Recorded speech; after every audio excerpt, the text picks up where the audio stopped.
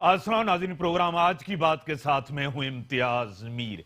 क्या एहसाब के इदारे आजाद हैं? क्या एक साल के अंदर तहरीक इंसाफ हुकूमत का पोल खुल गया है? क्या अपोजिशन की जितने भी जमातें एक साथ हुई हैं, एक साथ बैठी हैं, क्या करप्शन को बचाने के लिए इस मुल्क को, पाकिस्तान को कौन बहरान से निकालेगा? क्या वो सियासी जमातें नहीं हैं? क्या लीडरशिप का फुकदान है? क्या इस मुल्क के अंदर असल हुकूमत इस्टेब्लिशमेंट की है? इसी के ऊपर अपने स्टूडियो में दावत दी है मोहतरम जनाब एडवोकेट यासीन आजाद साहब, सीनियर रहनुमा है नून लीग के और वकला तहरीक के भी रूह रवां है। मैं आपको वेलकम करता हूं अपने प्रोग्राम में। उसी के साथ डॉक्टर सफदर अब्बासी साहब जीडीए के रहनुमा है, पीपल वर्कर के सरबराह भी हैं। मैं आपको वेलकम करता हूं। थैंक यू सर, इदारे आजाद हैं, एहसाब के इदारे। आपको लग रहा है कौन बहरान से इस मुल्क को निकालेगा? मैं तो बड़े शुरू से एक बात कहता हूँ कि हमारे यहाँ कोई इदारा आज़ाद नहीं है। हमारे इदारों की जो सूरत हाल है वो बड़ी अजीब है। कोई इदारा मजबूत नहीं है और आइनी तौर पे जो इदारों का रोल होना चाहिए कोई भी इदारा उस रोल को प्ले नहीं कर रहा। अब पहले ये तय करना पड़ेगा कि कौन से इदारों को आज़ाद होना चाहिए, आइन कौन से इदारों को आज़ाद करता है, कौन से को नहीं करता। मैंने पहले भी एक दफ़ा आपके प्रोग्राम के हवाले से ये बात की थी, आज फिर करता हूँ कि मेरे नज़दीक सबसे इम्पॉर्टेंट इदारा हमारा जो पार्लियामेंट का इदारा है, अदलिया का इदारा है या एग्जेक्टिव जो है उसको इदारा का। बाकी जो इदारे हैं उनको वो आइनी हैसियत हासिल नहीं है जो इन तीन इदारों को है। इवन फ़ौज पाकिस्तान जो है उनको वो स्टेटस हासिल नहीं है जो हाई कोर्ट को है या पार्लियामेंट के लोगों को है। ये है और वक्तन फ़वक्तन मेरा अपना जो पॉइंट ऑफ व्यू है, मैंने बड़ा क्लियर अंदाज में कहता हूँ कि फ़ौज पाकिस्तान मेरे नज़दीक एग्जेक्टिव के ताबे है और एक डिफेंस सेक्रेटरी जो है वो एक किस्म की कंट्रोलिंग अथॉरिटी या मिनिस्टर है। लेकिन इस वक्त जो हमारे मुल्क की सूरत हाल है, पिछले 70 साल से मैं भी देख रहा हूँ, वो सूरत हाल एक ऐसी बन चुकी है कि हमेशा इस मुल्क में राज किया इस्टेब्लिशमेंट, हमेशा हुकूमत की इस्टेब्लिशमेंट है। डिक्टेटर कोई भी ताकत के बलबूते पे इक़्तिदार में आया तो इस्टेब्लिशमेंट की खामोशी हो जाती है। कोई पब्लिक किसी को इलेक्ट करके पार्लियामेंट के अंदर भेजती है, वो वज़ीर-ए-आज़म बनता है तो वो बाउंड है एस्टेब्लिशमेंट की डायरेक्शन को फॉलो करने के लिए, और अगर नहीं मानेगा तो उसका असर वही होगा जो भट्टो साहब का हुआ, जिस तरह यूसुफ रज़ा गिलानी को घर भेजा गया, जो मियां नवाज शरीफ का हुआ। अब जो इदारा जो मेरे नज़दीक सबसे ज़्यादा मजबूत जिस इदारे की तरफ हम सारा इशारा करते हैं, मैं अमूमन ये कहता हूँ कि इदारे तब आज़ाद होते हैं जब सिविल बालादस्ती हो। सिविल बालादस्ती से मैं मुराद ये लेता हूँ कि जब सिविलियन की हुकूमत हो, पाकिस्तान के 22 करोड़ आवाम किसी को इलेक्ट करके पार्लियामेंट के अंदर भेजें और वो हमारी नुमाइंदगी करें, राज उनका हो, एस्टेब्लिशमेंट का राज ना हो। लेकिन हमारे मुल्क की बदकिस्मती ये है कि वो ताकत जिसकी तरफ मैं बार बार इशारा कर रहा हूँ वो इतनी पावरफुल हो चुकी है और हमारे सियासतदानों की कमज़ोरियों की वजह से आज कंट्रोलिंग अथॉरिटी वही है। इवन आज का वज़ीर-ए-आज़म अगर उनकी मर्ज़ी के बगैर एक ज़रा भर भी किसी बात से इनकार करेगा तो उसका असर भी यूसुफ रज़ा गिलानी और मियां नवाज, यानी कि इमरान खान आजाद नहीं है, किसी भी सूरत में आज़ाद नहीं है, वो भी पाबंद है। और अगर उस डिटेल में जाएं तो वज़ीर-ए-आज़म बनने से पहले उसको कहाँ जाके उसको ब्रीफिंग दी गई, वज़ीर-ए-आज़म बनने के बाद GHQ में कितने घंटे की ब्रीफिंग हुई, फिर वज़ीर-ए-आज़म बनने के बाद ISI के दफ्तर कितने घंटे की ब्रीफिंग हुई है। ये एक डिटेल है, मैं उसमें नहीं जाने चाहता। ठीक है सर। डॉक्टर साहब, आपकी तरफ आते हैं कि असल हुकूमत एस्टेब्लिशमेंट की है, सिविलियन बालादस्ती नहीं, इसके जिम्मेदार सियासतदान भी हैं। देखिए मीर साहब, मैं समझता हूँ कि यासीन आज़ाद साहब ने जितनी बातें की मैं समझता हूँ अक्सर से मैं इत्तफ़ाक़ करता हूँ। सबसे पहली बात तो ये कि पाकिस्तान के इंस्टीट्यूशंस बिल्कुल क्रम्बल हो चुके हैं। पाकिस्तान की बुनियाद जो है ना आइन पाकिस्तान है, जो कि 1973 का आइन था, जिसके अंदर ट्राइकोटोमी ऑफ पावर्स के तहत जो है एक चीज़ हमें ग्रांट की गई थी, जिसमें हम तस्वुर ये था कि जी अदलिया आज़ाद होगी, पार्लियामान बालादस्त मैं नहीं कहूँगा लेकिन पार्लियामान अपनी जगह मजबूत होगी या लोग सुप्रीमेसी कहते हैं, लेकिन मैं कहता हूँ कि सॉवरेंटी ऑफ पार्लियामेंट जो है ना ज़्यादा एक्सरसाइज होनी चाहिए, और उसके साथ साथ जो ना जो एग्जीक्यूटिव है वो एक केयरिंग एग्जीक्यूटिव का तस्वर हम इस आइन ने दिया था। अनफॉर्चुनेटली वो आइन हम फॉलो नहीं कर सके। मुख्तलिफ औकात में मुख्तलिफ जगहों पे उसमें इतनी काट छाट हुई, इतनी तरमीमात हुई कि वो जो एक सिस्टमेटिक किस्म की जो एक चीज़ होनी चाहिए थी वो चीज़ नहीं हो सकी। और आज मैं समझता हूँ कि जो एडिड चीज़ जो सबसे बड़ी जो जिसकी वजह से मैं समझता हूँ कि आज सियासतदान कमज़ोर दिखाई दे रहे हैं, उसकी मेजर वजह मुझे ये नज़र आ रही है कि हम अपनी सियासी जमातों को सियासी जमातों में तब्दील नहीं कर सके। हमने अपनी सियासी जमातों को ज़ाती मुफादात की खातिर, ज़ाती मुफादात के ताबे मुख्तलिफ लीडरान ने जो है उनको पकड़ रखा है, जिसकी वजह जो पोजीशन में आ गई है कि आज हर लीडर जो है कॉम्प्रोमाइज़ ढूंढ रहा होता है कि जी किस तरह कॉम्प्रोमाइज़ मैं करूँ, और जिन इदारों की तरफ इशारा किया यासीन साहब ने उन्हीं से वो कॉम्प्रोमाइज़ करना चाहते हैं। तो मैं समझता हूँ कि बुनियादी बात जो ये है, जो चीज़ आज हमें जिसकी वजह से ये चीज़ नज़र आई हो, जिससे मैं बड़ा बारहा आपको कह चुका हूँ कि जो सियासी स्पेस है वो इंक्रोच हो चुकी है, लीडरशिप नहीं है, लीडरशिप नहीं है आज पाकिस्तान में। और मैं ये समझता हूँ कि जो हमने एक वक्त में जब हम ये महसूस कर रहे थे कि जी सारी चीज़ें कमज़ोरी हमारी में हैं, और उस वक्त जब एक बहुत बड़ी वकला तहरीक चल रही थी जिसमें यासीन साहब और इनके साथियों ने उस बल्कि सियासी खला को पुर किया उस तहरीक के ज़रिए। लेकिन उस वक्त भी अगर आपको याद होगा कि जब हम चार्टर ऑफ डेमोक्रेसी हमने साइन किया था, तो मेरी ये समझ ये थी कि उसके बाद हम वो गलतियाँ नहीं दोहराएंगे जो हमने पहले गलतियाँ की, लेकिन माजरत के साथ कि उन्हीं हुकूमतों ने, उन्हीं पॉलिटिकल जमातों ने जिनको ये गलतियाँ नहीं करनी चाहिए थी, उन्होंने गलतियाँ दोहराई, जिसकी वजह से ये जो हम इल्ज़ाम लगाते हैं मिलिट्री और जुडिशल एस्टैब्लिशमेंट के ऊपर, वो इल्ज़ाम किसी तक दुरुस्त हैं, लेकिन हम उससे निकल इसकी वजह से नहीं पा रहे बिकॉज पॉलिटिकल पार्टीज में न उनकी वो क्रेडिबिलिटी रही है, न सियासी लीडरों की वो क्रेडिबिलिटी बची है, और न ही जो है हमने आज किसी पॉलिटिकल। सर, इमरान खान आए, आप और मैंने डिस्कशंस की मुख्तलिफ शोज के अंदर, आप कह रहे थे कि इमरान खान एक होप है, बेहतरीन अल्टरनेटिव। 1 साल के अंदर इस हुकूमत का पोल खुल गया है, इमरान खान के ऊपर अवाम का एतमाद नहीं रहा। एक भी वादा जो इलेक्शन से पहले किया था, एक भी वादा इमरान खान ने पूरा नहीं किया। ये वाहिद हुकूमत हो जो इस कम अरसे के अंदर इतनी गैर मकबूल हुई है। देखिए जी, मैं जरा मकबूलियत और गैर मकबूलियत का जो पैमाना है ना बड़ा थोड़ा अजीब होता है। ये आप किसी भी दुनिया के डेमोक्रेसीज में चले जाएं। सर, आप सेटिस्फाइड हैं? आज आप मुतमिन हैं? सुने, देखें, आप मदर ऑफ पार्लियामेंट कहते हैं इंग्लिस्तान को ना। मुझे पता है आज बोरिस जॉनसन की क्या पब्लिक रेटिंग है, कितनी पब्लिक रेटिंग है उसकी, लेकिन वो प्राइम मिनिस्टर है बिकॉज पार्लियामेंट में उसकी मेजॉरिटी है। तो अगर आपने इमरान खान को अब अगर आपने निकालना ही है, बैरोमीटर गवर्नेंस ना, नहीं मैं सुने ना, नहीं वो आप क्रिटिसाइज कर सकते हैं। हाँ। आप गवर्नेंस को क्रिटिसाइज कर सकते हैं, आप उनके तरीकेकार को क्रिटिसाइज कर सकते हैं। उनकी मेरे ख्याल में एक मिक्स्ड रिएक्शन है, एक मिक्स्ड रिएक्शन है इस वक्त इस गवर्नमेंट की तरफ। उसकी फॉरेन पॉलिसी के हवाले से कुछ चीज़ें बड़ी अच्छी हुई हैं, कुछ चीज़ें ये कि भाई बहुत ख़राबी थी, वो उनका दावा ये है कि जी हमने कुछ ना कुछ को सस्टेन कर लिया है।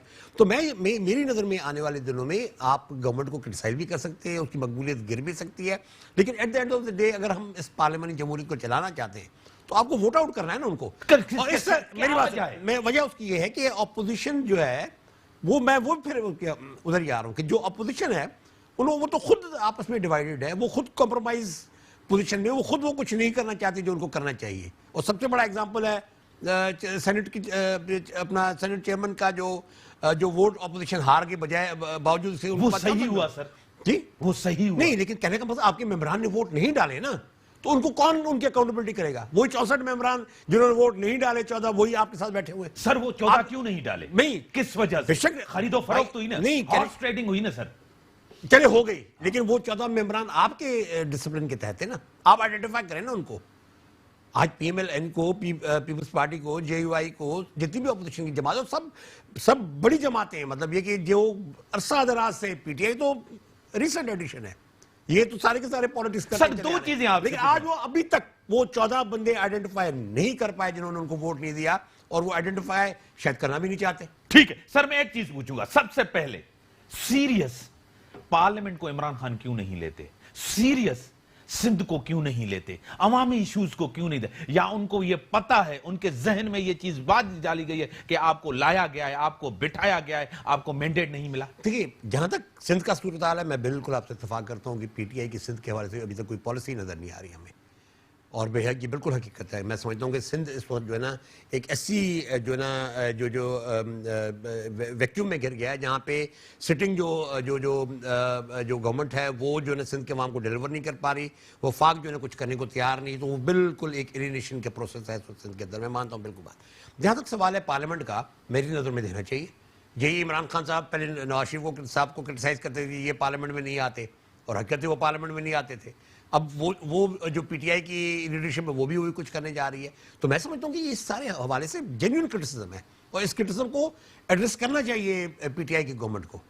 लेकिन बात वहीं पे आ रही है कि सवाल ये पैदा होता है कि अगर आपने उसको डिसलॉज करना है आपने पीटीआई की गवर्नमेंट को, तो फिर ऑपोजिशन को मुत्तहिद होकर कोई वोट ऑफ लाया। ठीक है सर, दो चीजें डॉक्टर साहब ने बड़ी क्लियर कही। एक तो नाकामी हुई सेनेट के अंदर, उसके जिम्मेदार कहां है, क्यों खामोशी है, क्यों चुप है। दूसरी बात, सिर्फ सियासतदान जिम्मेदार हैं जमहूरियत को कमजोर करने के, डिलीवर न करने के, बेड गवर्नेंस देने के, मुल्क की जमहूरियत के साथ जो तारीख में, सिर्फ उसके जिम्मेदार सियासतदान है। सर मैं डॉक्टर साहब से जो आपने पहला सवाल किया कि आपने ये उम्मीद शो की थी कि इमरान खान के आने के बाद पाकिस्तान के हालात बदली हो जाएंगे।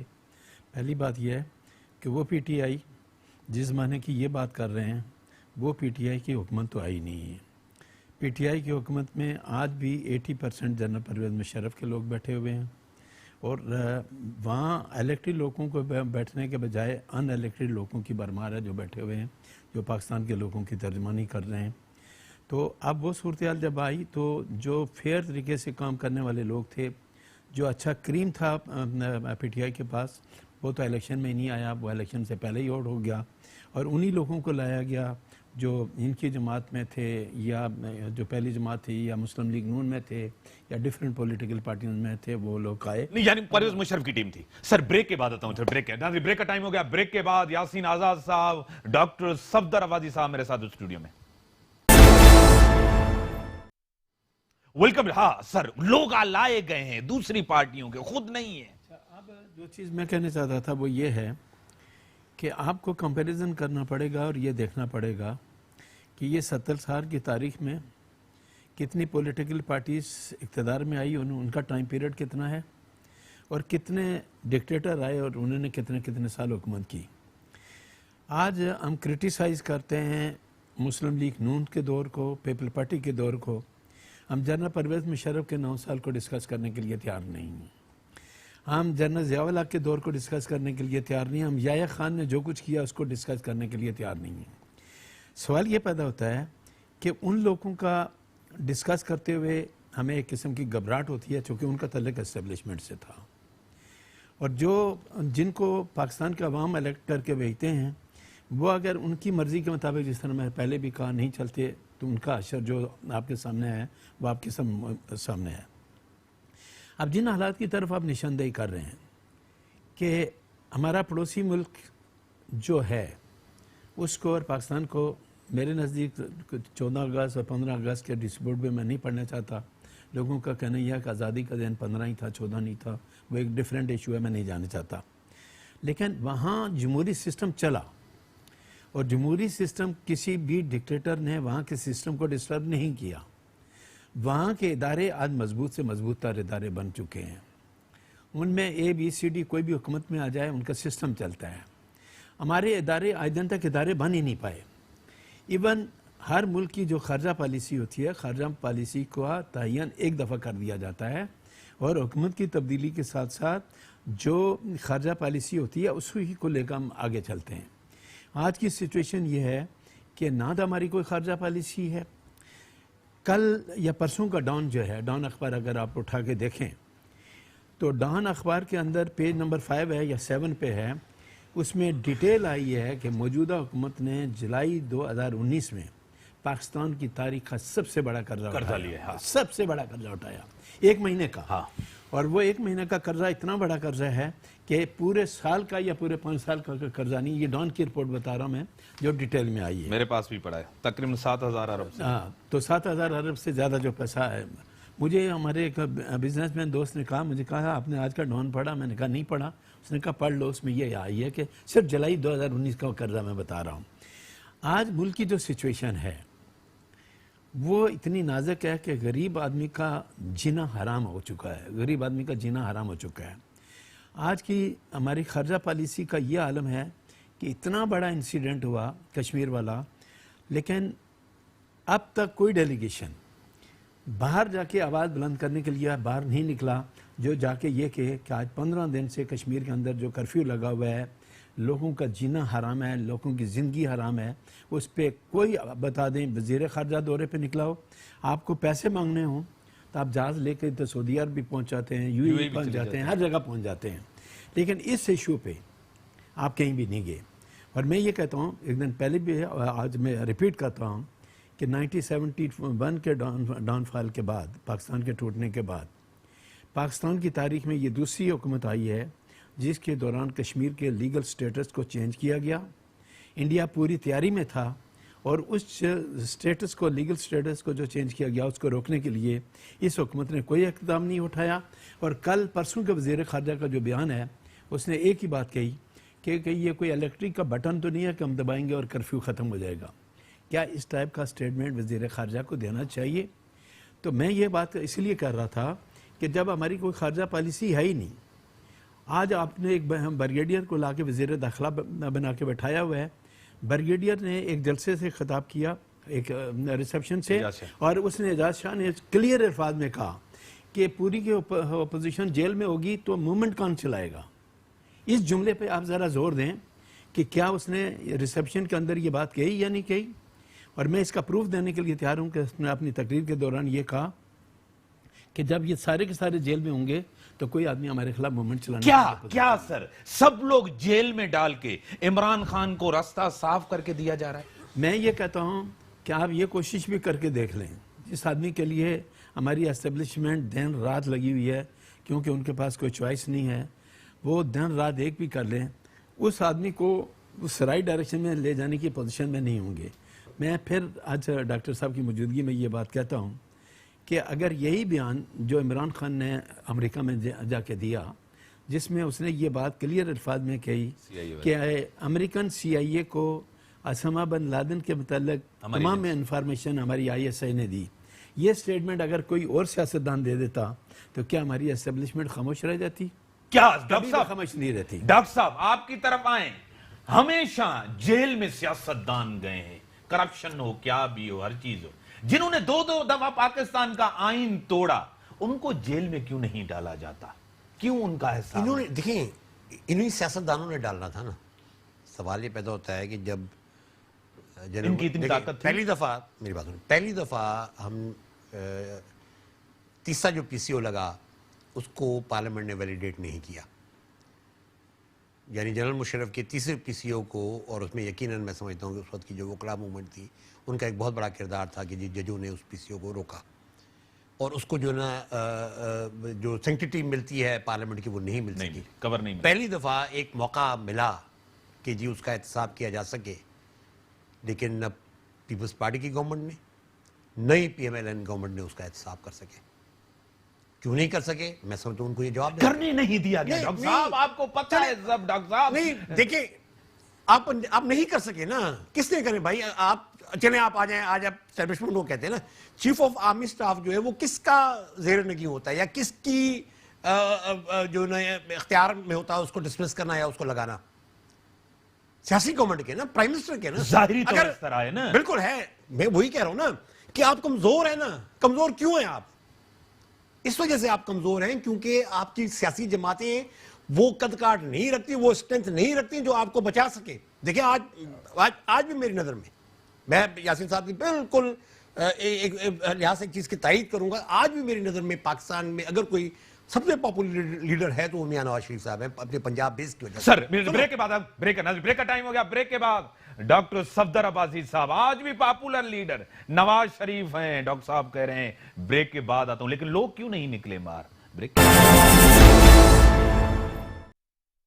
वेलकम बैक डॉक्टर साहब। सबसे पॉपुलर आपने कहा नवाज शरीफ है, लेकिन क्या? देखिए मियां साहब, मैं पहले भी आपके प्रोग्राम में ये बात कहती हूँ, मेरी नज़र में आज भी क्योंकि पंजाब बेस के हवाले से अगर हम देखें तो मियां साहब आज भी शायद सबसे पॉपुलर लीडर हैं। लेकिन अनफॉर्चुनेटली देखें, मुल्क के वज़ीर आज़म थे, वो प्राइम मिनिस्टर हाउस से उनको बीइंग अ प्राइम मिनिस्टर वो डिस्क्वालीफाई हुए, उनको इक़्तिदार छोड़ना पड़ा और वहाँ से लेकर वो आज कोट लखपत जेल में बैठे हुए। मुझे बताएं कि क्या उनकी पॉलिटिकल पार्टी में इतनी स्ट्रेंथ है कि वो उनके लिए आवाज़ उठा सके? पार्लियामेंट की सबसे बड़ी ऑपोजिशन की पार्टी है, उनके भाई ऑपोजिशन के लीडर हैं वहाँ सर, जो आवाज उठा दे वो जेल में, शाहिद खाकान अब्बासी जेल में, राना सनावला जेल में, तो क्या जिसको आवाज उठा चार आदमी अंदर गए तो पूरी पार्टी मर गई। जो बाहर बैठे वो क्या कर रहे हैं? रेजिस्टेंस नहीं आप कह रहे हैं। एग्जैक्टली, रेजिस्टेंस भी नहीं है और पार्टियों को आपने जाती खानदानी विरासतें बना के छोड़ दिया माजरत के साथ। पार्टियां आज जाती खानदानी विरासतें बन गई। और पॉलिटिक्स किसी जमात में, आप इवन पीटीआई की बात करें, अगर पीटीआई गवर्नमेंट के अंदर है, लेकिन पीटीआई की जिस यासीन साहब ने कहा, क्या उनकी वो जो एक हिरार्की थी आज क्या वो कायम दायम है? कोई पॉलिटिकल वर्कर की आज पीटीआई में क्यों कंप्रोमाइज करते हैं? सौदेबाजी क्यों होती है? वजह नहीं, मैं सौदेबाजी तो आप करें या ना करें, आप अपनी पार्टियों के जेन्युइन वर्कर को तो कोई इज्जत दें, चाहे वो पीएमएलएन है, चाहे पीटीआई है, चाहे पीपल्स पार्टी है, चाहे एएनपी है, चाहे जेयू है। यानी कि वर्कर खत्म हो गया। वर्कर खत्म हो गया हर पॉलिटिकल पार्टी का। आज कोई वर्कर उठ के नजरियात की बुनियाद पर बात नहीं कर रहा उनके लिए। आज वो लोग जो जो जो अगर पॉलिटिकल वर्कर लगे भी हुए, वो भी बेचारे इसी वजह से लगे होंगे जी उनको कोई ना कोई रिलीफ मिल जाए, छोटी मिल जाए, कोई छोटी मोटी कोई ठेका मिल जाए, कोई वो मिल जाए, कोई मिल जाए, इस वजह से। लेकिन कहने का मकसद ये है कि जब तक आप पॉलिटिकल पार्टीज को दोबारा जिंदा नहीं करेंगे, जब तक आप पॉलिटिकल पार्टीज को जेन्युइन पॉलिटिकल पार्टीज आप नहीं बनाएंगे, माजरत के साथ, चाहे वो मियां नवाज शरीफ साहब हो, चाहे वो आसिफ ज़रदारी साहब हो, चाहे वो कल को इमरान खान साहब हो, डॉक्टर साहब क्या उनकी वैल्यू कम से कम तरह। डॉक्टर साहब, सियासत से हटके बिला वजह जरदारी के ऊपर तनकीद करने से एक चीज मैं आपसे पूछ रहा हूं, क्या जरदारी साहब, फरियाल टालपुर, क्या नवाज शरीफ, मरियम नवाज, हमजा के जेल जाने से ये लोग मजलूम बन गए हैं? नहीं, इस वजह से नहीं बन रहे क्योंकि बड़ी सीरियस चार्जेस हैं उनके ऊपर। माजरत के साथ जो चार्जेस हैं वो बड़ी सीरियस है। देखिए, इस तरह बात नहीं बनती कि जी आप ये कहें कि जी आप हमारा एहतसाब कर रहे हैं लेकिन आप फलां का क्यों नहीं कर रहे। आपको अपनी फलां का क्यों नहीं हो रहा सर? चले नहीं हो रहा, होगा, जिससे मैं आपको कह रहा हूं ये चीज रुकेगी नहीं अब। ये माजरत, लेकिन टारगेट तो पीपल्स पार्टी नून लीग है। चलो बेशक आज है ना, आज है ना, कल नहीं होगी, कल कोई और होगा। लेकिन मेरा सवाल वहीं पे इन सब लोगों से कि जो आपके ऊपर इल्जाम है, क्या आप उनका जेन्युइनली सही जवाब दे सके? क्या अगर मियां साहब से ये पूछा जा रहा है कि जी आपके मनी ट्रेल क्या मियां साहब मनी ट्रेल दे सके? अगर आसिफ ज़रदारी साहब से ये पूछा जाए कि जी आपका जो मनी लॉन्ड्रिंग के ये शवायद हैं, क्या वो उनका जवाब दे सके? प्रॉब्लम ये कि आपको पब्लिक परसेप्शन में अपनी इसको तब्दील करना पड़ेगा, तभी लोग दोबारा आपकी तरफ अट्रैक्ट होंगे, जब आप अपने आप को क्लियर करेंगे पब्लिक परसेप्शन में। क्योंकि आप लड़ाई पब्लिक के तौर पर करना चाह रहे हैं ना, आप स्टैब्लिशमेंट से लड़ना चाह रहे हैं, आप जुडिशियल और मिलिट्री स्टैब्लिशमेंट से लड़ना चाह रहे हैं, पब्लिक आपके साथ नहीं है। ठीक है, आपने निकल नहीं रही, तो फिर कैसे लड़ाई होगी? सर कि मजलूम नहीं बन सके, इतनी ताकत थी नवाज शरीफ ने, उसका एहतजाज नहीं, रोड उसका भाई भी बाहर नहीं निकल सका, एहतजाज नहीं कर सका। क्या इस बात को आप मानेंगे? सर, पहले आपके डायरेक्ट सवाल का जवाब देने से पहले मैं डॉक्टर साहब की बात की वजाहत कर देता हूँ कि मियां नवाज शरीफ को इस बात का क्रेडिट जाता है कि उसने जनरल परवेज मुशर्रफ के खिलाफ गद्दारी का केस रजिस्टर किया। ये अलग बात है कि उसी एस्टेब्लिशमेंट ने उस गद्दारी के केस को किसी नतीजे तक पहुंचने से रोके रखा हुआ है। आज भी आप पॉलिटिकल पार्टीज़ के लोगों की जायदादें जब्त कर रहे हैं, सारा कुछ कर रहे हैं, जनरल परवेज मुशर्रफ के खिलाफ कोई कार्रवाई करने के लिए तैयार नहीं है। क्यों? नंबर वन, वो आदमी जिसका इतना सीरियस केस है, गद्दारी का केस है, जिसके खिलाफ जिसने आइन को तोड़ा 2 दफा, और उसके वकील जो हैं डॉक्टर फारूक नसीम और अनवर मंसूर, जो उसके वकील थे, आज एक अटार्नी जनरल है, एक लॉ मिनिस्टर है, क्या उनकी मौजूदगी में जब वो कैबिनेट के अंदर बैठे हुए हैं या एक अटार्नी जनरल है, जनरल परवेज मुशर्रफ के खिलाफ गद्दारी का केस चल सकता है? तो इतना सीरियस केस होने के बावजूद आपने जनरल मुशर्रफ का कुछ नहीं बिगाड़ा, लेकिन सियासतदानों के मतलब आपने सारा कुछ किया। अब डॉक्टर साहब की एक बात का मैं एज ए वकील जवाब देता हूँ कि मनी ट्रेल का जो कंसेप्ट है, आज मुझे अगर कोई कहे, मुझे पकड़ के ले जाए और मुझे ये पूछे कि आज से मेरा बैंक स्टेटमेंट अगर ले लें, और बैंक स्टेटमेंट में आज से 5 साल पहले का अगर मुझसे ये बात पूछें कि आपके बैंक अकाउंट में ये 10 लाख रुपया कहाँ से आया, किसने दिया, तो मैं ये बताने की पोजीशन में नहीं हूँ कि कहाँ है। मनी ट्रेल का कंसेप्ट सिर्फ नवाज शरीफ और जरदारी के लिए नहीं है, मनी कंसेप्ट के खिलाफ सबका कंसेप्ट सबका बनता है। पनामा के केस में मेरे नज़दीक 439 के लगभग लोग मौजूद थे, एक्सेप्ट मियां नवाज शरीफ के खिलाफ केस चला, इसके अलावा पनामा का किसी के खिलाफ कोई केस नहीं चला। मैं आज भी आपके प्रोग्राम से हवाले ये कहता हूँ कि मियां नवाज शरीफ को पनामा केस में जो डिस्क्वालीफाई किया गया था वो इसलिए मेरे नज़दीक सही नहीं था क्योंकि जिस केस में राइट ऑफ अपील ना हो उसमें किसी को डिस्क्वालीफाई नहीं किया जाता। सुप्रीम कोर्ट इस बार that was the final court, ये जानते हुए भी कि अगर हम कोई जजमेंट दे के इसको डिस्क्वालीफाई करके घर भेजेंगे तो उसका अल्टीमेट रिजल्ट ये निकलेगा कि इसके पास राइट ऑफ अपील नहीं है। रिव्यू में हमारी जो पोजीशन है बड़ी लिमिटेड पोजीशन होती है, हम रिव्यू पिटिशन लेके जाते हैं तो वो मामला ख़त्म हो जाता है। अब जो बात आप ये कहते हैं कि ये होगा, मैं ये कहता हूँ कि आज की कैबिनेट के अंदर क्या वो लोग ऐसे मौजूद नहीं हैं जिनके खिलाफ नेब के रेफरेंसेस इन्वेस्टिगेशन के लिए पड़े हैं। नंबर 1, नेब का चेयरमैन जिनका मैं बेहद एहतराम करता हूँ, चूँकि मेरी दोस्ती भी है, मैंने उनके साथ काम भी किया है, जिस दिन से उनका वीडियो स्कैंडल आया, पहले फिर भी वो किसी हद तक इस साइड पे उनकी नज़र थी, जिस दिन से वीडियो स्कैंडल आया उन्होंने बाकायदा एक स्टेटमेंट जारी किया कि इस हुकूमत के आए हुए 11 महीने हुए, इनके खिलाफ मैं क्या पहले उनका करूंगा जो 30-40 साल से। इसका मतलब यह है कि अगर नया कोई चोरी करता है तो उसके खिलाफ नहीं होगा, पुराने के खिलाफ। तो मैं ये कहता हूँ कि फिर जैसे मैंने शुरू में कहा था, अभी कहता हूँ कि कोई भी इदारा इंडिपेंडेंट नहीं है। ऑनरेबल सुप्रीम कोर्ट ने हदबिया केस में ये होल्ड किया, नेब के चेयरमैन से पूछा कि तुमने ये जो अपील फाइल की है क्यों की? उसने कहा जी मुझे डायरेक्शन दी थी ऑनरेबल सुप्रीम कोर्ट ने। तो सुप्रीम कोर्ट ने ही अपने जजमेंट के अंदर ये कहा कि जब आपको ये पता था कि ये अपील ओपलेसली टाइम बार्ड है तो आपको बेहसियत इदारा जाके ये कहना चाहिए था कि मैं ये पिटीशन फाइल नहीं कर सकता क्योंकि ये ओपलेसली टाइम बार्ड है। लेकिन चूंकि आपने इतनी हिम्मत नहीं थी तो आपने नहीं किया, वो जजमेंट उनके फेवर में गया। अब जो ये सूरत हाल है, इन तमाम सूरत हाल को हमें ये देखना पड़ेगा कि जो कुछ हम कर रहे हैं, जिस तरह डॉक्टर साहब ने कहा कि पब्लिक बाहर क्यों नहीं आ रही। मैंने PNA की मूवमेंट देखी, मैंने MRD की मूवमेंट देखी, मैंने वकला की मूवमेंट देखी, सारे लोग आए। PNA की मूवमेंट में सबसे ज़्यादा कुर्बानियाँ लोगों ने दी, लोग आगे बढ़े।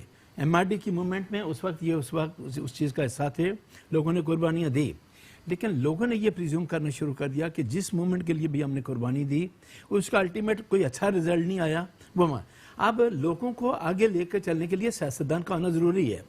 मरियम को आपने क्यों गिरफ्तार किया? किस वजह मरियम को रात के 2-2, 2:30 बजे तक जब पब्लिक उसके जलसों में जाना शुरू हो गई, लोग हैरान परेशान थे कि रात के 2 बजे लोग पब्लिक वहाँ कैसे जा रही। तो हमारी उसी एस्टेब्लिशमेंट में, जिसकी तरफ मैं बार बार इशारा कर रहा हूँ, उनको ये बात बर्दाश्त नहीं हुई और आपने जेल के अंदर से, जबकि आधा घंटा मुलाकात में बाकी है, जेल के अंदर से जाके बाप की मौजूदगी में बेटी को गिरफ्तार किया। आपको क्या इतना बड़ा तूफान आ गया था कि आपने जेल में जाके उसको गिरफ्तार किया? जेल से बाहर भी आ सकती थी, बाहर से भी गिरफ्तार किया जा सकता था, क्योंकि हमारे इन लोगों को, हमारी इस हुकूमत को ये पता था कि ये जो मूव चली है पंजाब के अंदर, जो मरियम ने चलाई है, इसमें पंजाब कहीं उठ के खड़ा ना हो। लोगों को लीड करने के लिए लीडरशिप चाहिए, मैं डॉक्टर साहब की बात से इत्तेफाक करता हूँ। लेकिन जब कोई लीडर सामने आता है, आप उसको उठा के, मरियम को आपने ये चौधरी शुगर मिल में JIT उसमें भी बनी थी, आपने सजा दे दी। सजा देने के बाद उसी केस में बार बार इन्वेस्टिगेशन क्यों कर रहे हैं? हाँ, ये चीज़ें बहुत सारी हैं। इन तमाम चीज़ों पे चूँकि इन लोगों को गौर करना चाहिए। और पार्लियामेंट का इदारा, जो मेरे नज़दीक सबसे ज़्यादा मजबूत इदारा होना चाहिए था, आज सबसे ज़्यादा कमज़ोर इदारा बन के रह गया। जिस तरह सेनेट की तरफ आपने इशारा किया कि 64 आदमी सेनेटर खड़ा होकर ये कहता है कि मैं डॉक्टर साहब के साथ खड़ा हूँ, और आधे घंटे के अंदर अंदर 14 आदमियों का ज़मीर जाग जाता है और वो बजाय डॉक्टर साहब के पास जाने के मेरे पास आ जाते हैं। ठीक है सर, एक सवाल, ये जो पार्टियां, ये प्राइवेट लिमिटेड कंपनीज बन गई हैं, इसमें क्या कहेंगे? सिर्फ एक खानदान तक। देखें, मैं एक ख़ानदान की बात नहीं करता, ये बात सही है कि किसी हद तक ये बात अपनी जगह दुरुस्त है, लेकिन लीडरशिप के मतलब जैसे जैसे लोग आते हैं, आज पाकिस्तान मुस्लिम लीग नून में जो लोग हैं, आपको पता है 99 में जब मियां नवाज शरीफ को लाइफ इम्प्रिजनमेंट हुई तो मुस्लिम लीग के जो MNA MPA टूट फूट का शिकार हो गए और मुस्लिम लीग का बन गई और मामला ख़त्म हो गया। ये पहला वक्त है कि मुश्किल से मुश्किल वक्त में भी आज भी मुस्लिम लीग नून के MNA और MPA एक प्लेटफॉर्म पे जमा है। टूटी नहीं है, तोड़फोड़ नहीं हुई। तोड़फोड़ नहीं। एस्टेब्लिशमेंट अपनी तमाम कोशिश के बावजूद मुस्लिम लीग नून को तोड़ फोड़ नहीं सकी, पीपल पार्टी को भी उस अंदाज में तोड़ फोड़ नहीं कर सकी। इसका मतलब ये हो गया कि आप पार्टीज़ के जो इलेक्टेड रिप्रेजेंटेटिव हैं उनकी सोच में एक बहुत बड़ी मेजर तब्दीली आई है।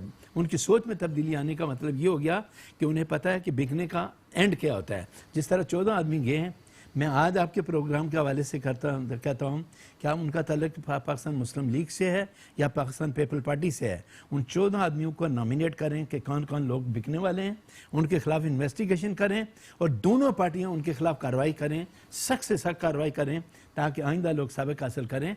और मैं ये कहता हूँ कि ये कानून होना चाहिए कि जो लोग ज़मीर फरोश हैं उनके खिलाफ कार्रवाई होनी चाहिए।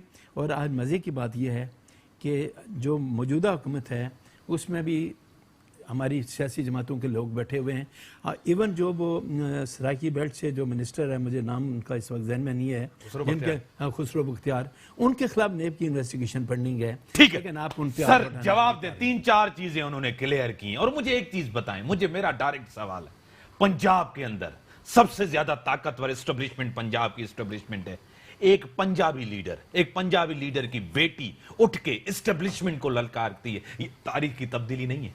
देखिए, सबसे पहली बात तो जो यासीन साहब ने, क्योंकि मैं बहुत ज़्यादा इनकी रिस्पेक्ट करता हूँ, तो जो इनकी जो कानून के हवाले से उन्होंने बातें की उसको तो मैं डिस्प्यूट करने की पोजीशन में नहीं हूँ। मैं उनकी इंतहाई एहतराम के साथ मैं उनके साथ उस पर तो बहस में जाना नहीं चाहता। मैंने जो बात की थी मियाँ साहब के हवाले से या ज़दाई साहब के हवाले से, वो मेरी बात थी इस कॉन्टेक्स्ट में कि आज ये जो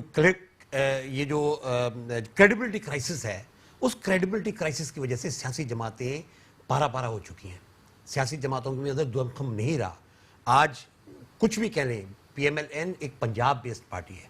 अगर आप उसको बहुत ज़्यादा बीज देते हैं तो it's a Punjab based party, वो भी सेंट्रल पंजाब बेस्ड पार्टी। आज अगर पीपल्स पार्टी को अगर आप देखें तो उससे सिर्फ सिंध बेस्ड पार्टी है। ये इनको फेडरल जमातें होना चाहिए था। इनकी पोजीशन पूरे पाकिस्तान के अंदर जो है इनकी सपोर्ट बेस होनी चाहिए थी, जो थी इनकी दोनों पॉलिटिकल पार्टीज आज जो है ना, एक सेंट्रल पंजाब बेस हो गई है और एक सिंध बेस्ड हो गई है। तो मैंने जब जिस कॉन्टेक्स्ट में बात की, जो मैंने मनी लॉन्ड्रिंग के केसेस के हवाले से और मनी ट्रेल के हवाले से, वो बुनियादी तौर पे इस बात में थी कि जी जो ये क्रेडिबिलिटी क्राइसिस जिसकी वजह से मैं फील करता हूँ कि पॉलिटिकल वर्कर, देखें इवन ज़िया उल हक के टाइम में पीपल्स पार्टी को ये डिफिकल्ट थी, हम नहीं डिस्ट्रॉय कर सके ज़िया उल हक को। वो कुदरत के एक इंसिडेंट ने उसको जो है ना ख़त्म किया। कल 17 तारीख गुजरी है, तो कुदरत के एक इंसिडेंट ने उसको ख़त्म किया। लेकिन सवाल ये पैदा होता है कि एक लड़ाई तो थी ना, एक सिंबॉलिक एक रेजिस्टेंस तो थी ना, इतनी बड़ी मार्शल लॉ को, जहाँ सैकड़ों जो है वर्कर्स जो कोड़े खाए, सैकड़ों शहीद हुए, सैकड़ों को फांसियाँ हुई, लाखों लोग जेलों में गए।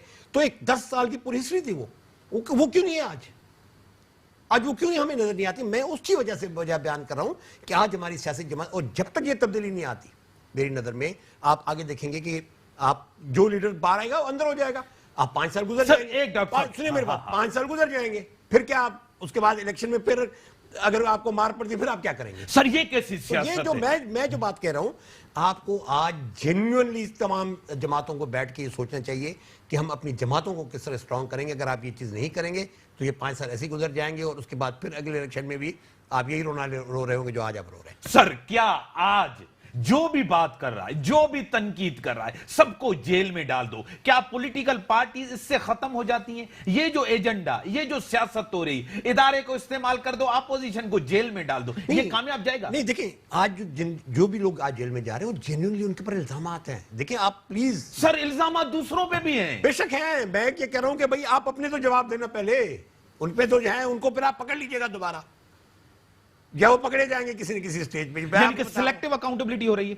नहीं, देखिए सिलेक्टिव अकाउंटेबिलिटी सबकी होनी चाहिए, आप इसमें बिलीव करते हैं? मैं कह रहा हूं, लेकिन कहने का मकसद है कि आज जो लोग, लेकिन ये रिफ्यूज नहीं होना चाहिए कि जी ये सिलेक्टिव है, कि सिर्फ अगर नून लीग और पीपल्स पार्टी की तो फिर इंतकाम होगा। नहीं, मैं फिर ये कह रहा हूं कि ये रिफ्यूज नहीं होना चाहिए कि जी क्योंकि दूसरों की नहीं हो रही तो हमारी क्यों हो रही है। मैं आज भी ये समझता हूं कि जेन्युइनली आपको पब्लिक परसेप्शन को दुरुस्त करने की जरूरत है कि जी हमारे पे जो इल्जामात हैं उसका ये डॉक्टर साहब एक चीज, आज लोग ऐसा को नहीं मान रहे, कह रहे हैं इंतकाम है, एक परसेप्शन है मुल्क के अंदर, अवाम के अंदर। हाँ, परसेप्शन, देखिए परसेप्शन तो रहती है, लेकिन लोग समझ रहे हैं अगर ये परसेप्शन रहती है, सुनिए मेरी बात ना, 5 साल तक यही, तो फिर क्या होगा?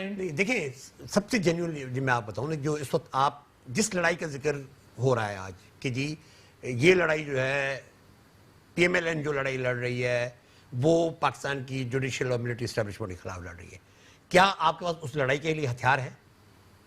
वो हथियार किधर से आएंगे? हथियार तो आपका जेन्युइन पॉलिटिकल वर्कर है जो ग्रास रूट पे बैठा है, जिससे कोई पूछता ही नहीं है बेचारे से।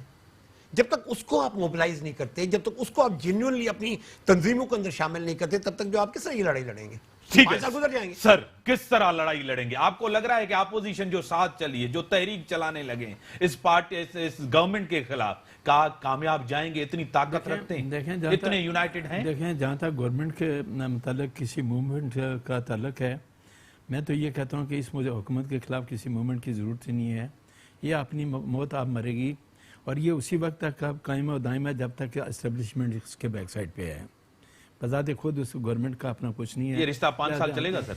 मुझे नहीं अंदाज़ा कि 5 साल चलेगा। 29 नवंबर के बाद चीफ ऑफ आर्मी के चेंज होने के बाद वही जो है एक्सटेंशन मिलती है या कोई और आता है, ये आने वाला वक्त तयन करेगा। आपको क्या लग रहा है, एक्सटेंशन मिलेगी? मुझे लगता है कि एक्सटेंशन के इम्कान ज्यादा हैं जो मुझे नजर आता है। ठीक है सर, हाँ आगे बढ़े। तहरीक कामयाब जाएगी, आपको लग रहा है? ये एक साथ है तहरीक का। देखें, इस वक्त मैं ये समझता हूँ कि अगर पॉलिटिकल विक्टिमाइजेशन ना होती तो जो महंगाई का इशू है, ये इतना बर्निंग इशू था कि बड़े आसानी से मूवमेंट चलाई जा सकती थी।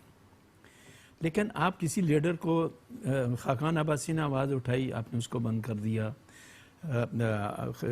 राना सनाउल्लाह ने आवाज़ उठाई तो उस पर आपने 15 किलो हेरोइन डाल दी। ये तमाम चीज़ें देखें क़यादत में हैं। आज बाहर का हम क्राइसिस में है ना, तो बाहर की लीडरशिप अगर आगे नहीं आएगी तो फिर उस चीज़ को हम आगे नहीं बढ़ा सकेंगे। बाहर की लीडरशिप एक्टिव होकर सामने आई है, तब वकील हमारे साथ चल रहे हैं। अगर बाहर की लीडरशिप पीछे हट जाएगी तो जैसे फैज़ ईसा या जो मामलात इस वक्त हमारे चल रहे हैं, वो मूवमेंट आगे नहीं बढ़ सकेगी। आज भी मौजूदा गवर्नमेंट ने एक बुखला का ग्रुप बनाया है, वो उनमें से कोई भी इलेक्टेड रिप्रेजेंटेटिव नहीं है, लेकिन हमारी उस मूव को गलत करने के लिए वो वकील, उनका खबरें जो है सबसे ज़्यादा मीडिया में आती हैं, और जो हमारी खबरें आनी चाहिए वो नहीं आती।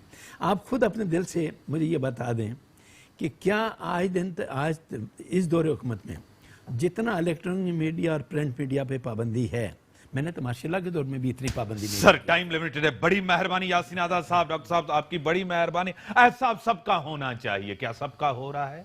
मुल्क के अंदर गुड गवर्नेंस जिम्मेदारी है इमरान खान की। महंगाई इतना बड़ा इशू था, लेकिन जिस तरह यासीन आज़ाद साहब कह रहे हैं कि इतना बर्निंग इशू था, लेकिन वो पीछे छुप गया विक्टिमाइजेशन के, पॉलिटिकल विक्टिमाइजेशन के। इमरान खान से जितनी तवक्कुआत थी अवाम की, क्या वो पूरी हुई? इस मुल्क को बहरान से कौन निकालेगा? अपोजिशन की जमातें जो जिम्मेदार हैं अपने अपने दौर का, अगर वो अंदर रिफॉर्म्स नहीं आएंगे तो लोग उनके ऊपर भी एतमाद नहीं करेंगे। इसी के साथ दीजिए इजाज़त, अल्लाह हाफ़िज़।